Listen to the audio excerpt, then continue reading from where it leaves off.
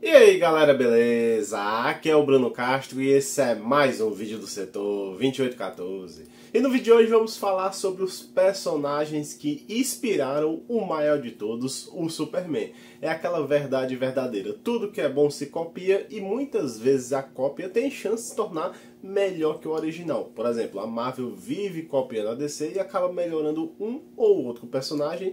Pronto, acabei de ganhar um dislike de vários Marvetes agora. Pessoal, é brincadeira, a Marvel não copia a DC não, copia sim, verdade. Nessa parte 1 eu vou abordar somente as primeiras cópias do Superman dentro da própria DC, mas se você quiser que eu faça uma parte 2 com outras editoras que pegaram essa cópia do Superman, vai depender da audiência desse vídeo. Bora chegar aqui aos 150 likes. Aí sai rapidinho. E até porque hoje em dia tem vários personagens que estão bem populares que são cópias, né? No caso, o Capitão Marvel, o Sentry da Marvel, o Omni-Man, o Homelander ou o Capitão Pátria, entre outros aí. E aliás, até quando chegar nesses personagens de outras editoras, eu tenho que adotar um critério para dizer se é cópia ou não, né? Então a gente vai definir isso aí tudo depois. Porque o critério que eu usei para falar que é cópia do Superman nesse vídeo desses personagens da própria DC é que ele seja um homem adulto com poderes semelhantes ao nosso kryptoniano. Não precisa ser exatamente todos os poderes. E não precisa também se parecer fisicamente com ele, né? Então, muitos que eu vou citar aqui até apareceram no run do Morrison do Lanterna Verde, onde ele resgatou vários desses personagens perdidos que só apareceram uma única vez lá no pré-crise. Aliás, vários desses personagens, desses easter eggs que aparecem no Lanterna Verde de Morrison, eu já citei em dois vídeos. No da Supergirl, que tem todas as super mulheres que aparecem por lá, e no vídeo dos análogos do Superboy, né? Então esse aqui do Superman vai ser na mesma pegada. E quando vocês forem ler ou reler essa revista do Lanterna do Morrison, vocês vão agora ter uma bagagem muito maior que da primeira vez. E galera, oportunidade única agora, né? Quantas pessoas podem chegar e bater no peito e falar: eu sou membro do setor 2814. Essa é a nova moda, mesmo com uma alta exclusividade. Então bora lá, quem puder, se inscreve aqui como membro do canal, vê aqui os benefícios aqui embaixo. Beleza? E sem enrolar, vamos começar aqui com o vídeo com o primeiro, né? Quem vocês acham que foi a primeira cópia do Superman dentro da DC? Na verdade foi o incrível Regal, que ninguém conhece, é isso mesmo? É uma das histórias do Superman, lá número 58, no ano de 49, tem até o título da história chamado O Caso do Segundo Superman. Nessa história aqui tem um cientista e sua esposa que moravam em uma ilha na Terra quando um vulcão entrou em erupção e a ilha iria afundar. Então o cientista envia o seu bebê em um foguete que ele mesmo construiu no objetivo de cair na América, né? Só que o foguete saiu de órbita e foi parar num planeta chamado Uz. E o bebê é achado por um casal numa região bem gelada do planeta. E como a gravidade do planeta Uz era menor que a da Terra, esse bebê mostrou agora que tinha poderes como super força desde criança e quando adolescente ele já conseguia voar. E todo o material de Uz era de vidro, então para os olhos do Uzianos eram tudo sólidos, mas para o terráqueo era tudo transparente, né? Só para simular o efeito do raio-x. E quando adulto ele decide lutar contra o crime e assume o nome de Regal, com um uniforme semelhante ao do Superman, mudando somente as cores aqui e o símbolo R no peito.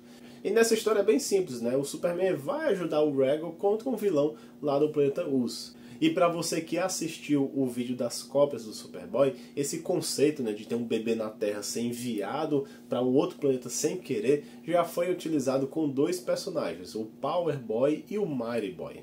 E na revista do Lanterna Verde do Morrison, o Regal tá lá no começo da história, estirado no chão logo na batalha inicial. O próximo análogo do Superman surgiu 4 anos depois na revista de número 80 do personagem e foi aqui o Hawk-Car. Na verdade, esse personagem serviu de inspiração para o Mon-El, que viria só a surgir 8 anos depois.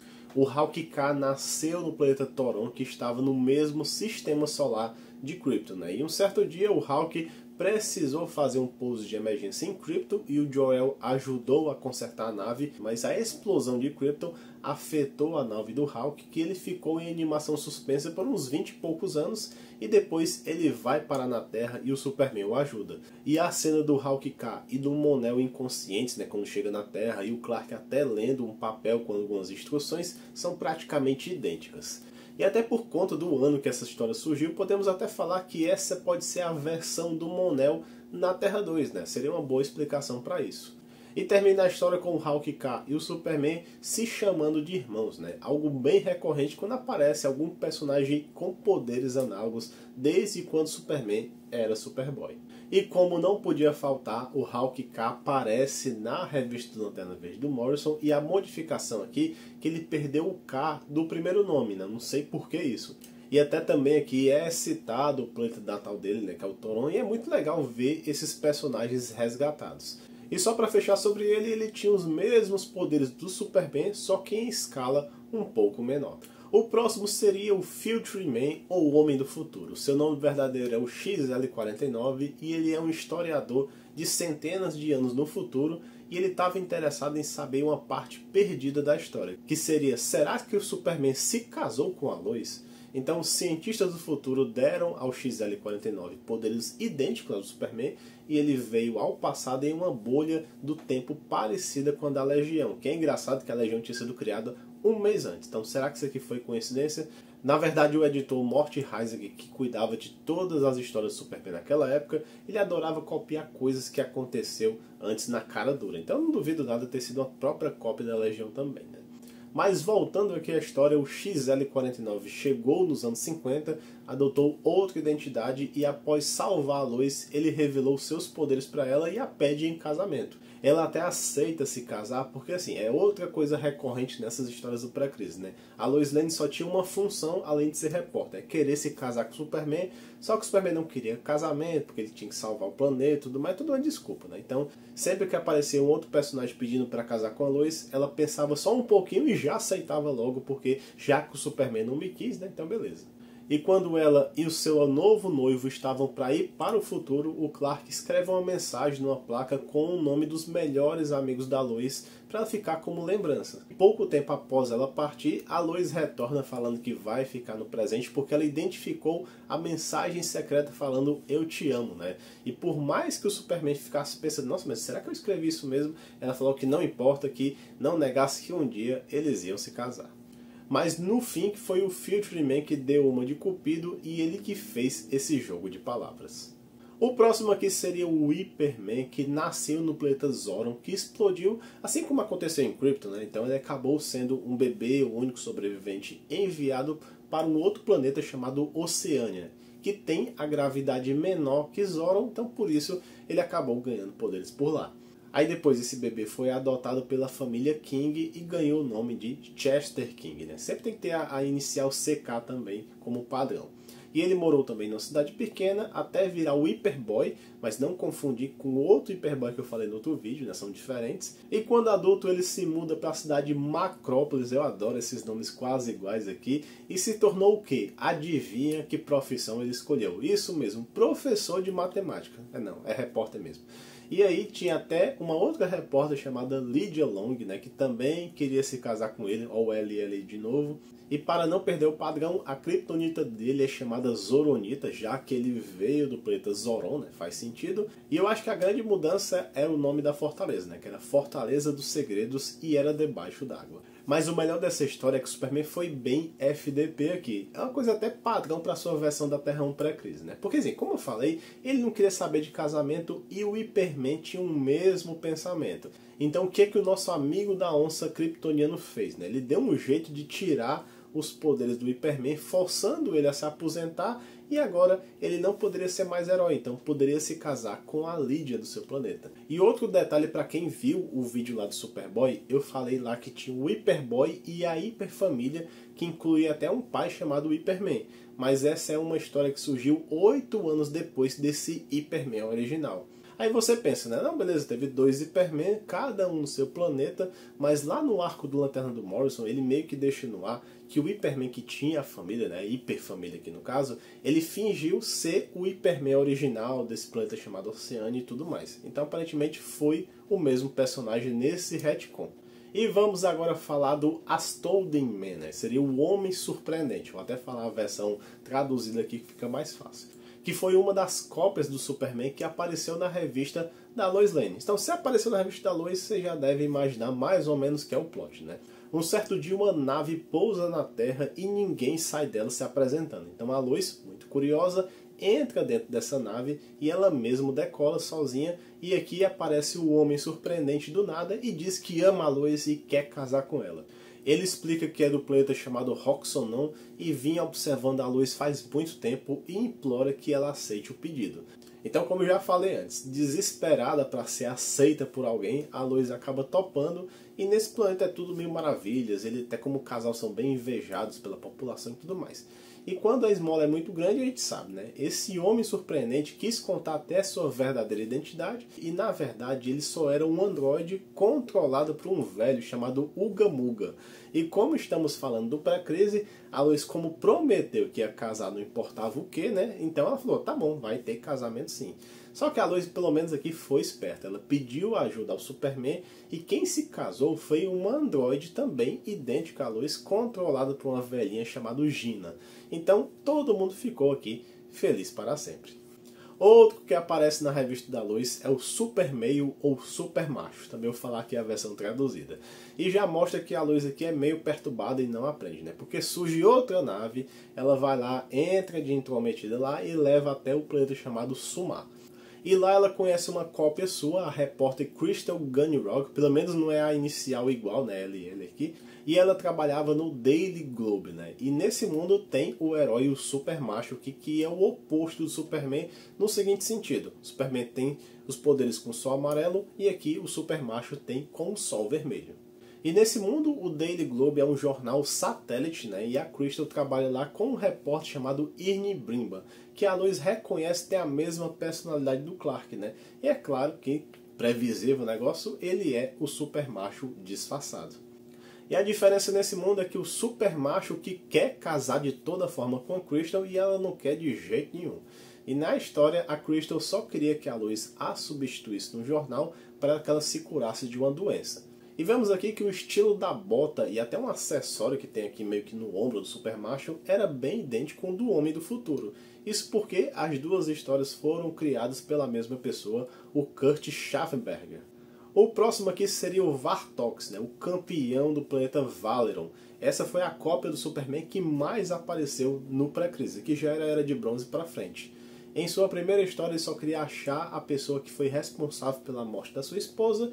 Não se sabe bem a origem dos seus poderes e sempre se chama Hyper alguma coisa, como Hypercharge, quando ele solta raios pelas mãos. Ele até depois consegue até desaparecer e reaparecer em outro local. E assim vai, ele é até bem forte mesmo. Ele chega a perder seu planeta natal e até aparece naquela história do o que aconteceu com o Homem do Amanhã, né? Aquela última história do Superman pré-crise. Atualmente ele é até conhecido como Hyperman também, né? Por conta dos seus poderes hiper, e também aparece lá na Lanterna Verde número 09. Outra cópia do Superman é o Solar Man, né, que usava um traje algo parecido com aquelas placas solar que a gente tem hoje em dia, né, e absorvia a energia do Sol e tinha tanto poder que podia rivalizar com o Superman. Mas assim, até é uma história meio fraquinha, não tem muito o que contar sobre ele. E na revista lá do Lanterna do Morrison colocaram uma versão mulher, né, talvez a Solar Woman, então não sei muito bem como é que ficou aqui. Mas no pré-crise a versão era masculina mesmo. E vamos aqui para algumas menções honrosas, né? Só para terminar de identificar as demais cópias do Superman aqui que apareceu nessa revista aqui do Morrison, só para completar tudo, né? Temos aqui o Iron Man e sua esposa Windless, que aparece na revista Melhores do Mundo, número 163. Eu não sei se eles têm poderes super aqui, isso não é deixado claro.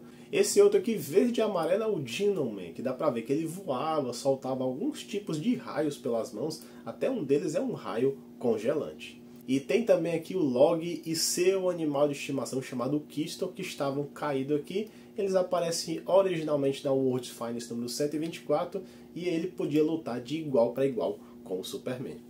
Outra menção honrosa aqui foi em Superman 136, né, que tem mais uma história de um ser que era do futuro, mais especificamente do ano 2360, tá bem pertinho de chegar aí, né? E esse personagem era o X-Plasma, que é um ser que voltou, né, no tempo, até o passado, porque ele estava destinado a se casar com a Lois. Apesar de Terráqueo, o X-Plasma ele era verde, parecendo mais ou menos um alien, né? Mas por um pouco tempo que ele chega no passado, o seu rosto se modifica sozinho e ele vira um humano comum. Aí ele diz que no ano 2185 vai passar um cometa na Terra e vai soltar um gás que vai mudar a aparência das pessoas, além de dar super força, velocidade e poder de voar. A Lois então decide se casar com ele, a novidade aqui é zero, e ela vai para o futuro, mas quando chega lá, ela também se torna verde, né? E não gosta muito da ideia e volta, né? Tipo uma história do Shrek que não deu certo. Mas o melhor nessa história é que a Lois fala que teve 3 caras que pediram ela em casamento. O Mr. Mxyzptlk, o Bizarro e um tal de Power Man, que era dito ser um rei de um outro espaço. E eu procurei, feito um condenado, quem era esse cara. Eu pesquisei assim, pelo nome Power Man, o que é que apareceu, né? Teve até um robô do Superman que teve esse nome Power Man, mas é um robô com outro traje, nada a ver com esse cara. Aí eu falei assim, não, mas Power alguma coisa, esse nome não é estranho. Aí eu lembrei que no vídeo do Superboy eu falei sobre um cara chamado Power Boy. Só que realmente o uniforme dos dois não tinha nada a ver, então tinha que ser outra pessoa. E depois de toda essa pesquisa eu cheguei à única conclusão possível. E Lois, não minta não. Não teve esse tal de Power Man não. Você está inventando pessoas que quer casar com você. Já teve um bocado de gente para casar, você não casou? Então precisa inventar mais um rei, não sei o que. Então não existiu. Essa versão do Superman não quis casar com você. É tanto que lá no pós-crise ele casa com a versão da Supergirl. Então é melhor superar, né? Não vai dar certo, tudo mais. Então não invente mais ninguém para eu não ficar procurando feito besta. Beleza? Então tudo bem. E para finalizar, uns consideram o Sansão, o Atlas e o Hércules como possíveis análogos do Superman, mas eu decidi não considerar aqui porque não faz sentido, né? Aliás, em All Star Superman aparece tanto o Sansão como o Atlas, né, interagindo lá com o Super, e é uma clara referência aos encontros que teve desses personagens no pré-crise, e até fica como ideia de vídeo futuro, né? O que é que vocês acham de pegar todos os easter eggs lá também de All Star Superman e contar aqui pra vocês? O que é que vocês acham aí, né? Bom pessoal, então é isso. Se você gostou do vídeo, deixa o like. Se cogitar virar membro do canal, vou ficar mais feliz ainda. Deixa seu comentário aqui, o que é que você achou do vídeo e tudo mais. Se conhecia esses personagens, se você leu essa revista do Morrison, né, que eu já estou citando há muito tempo.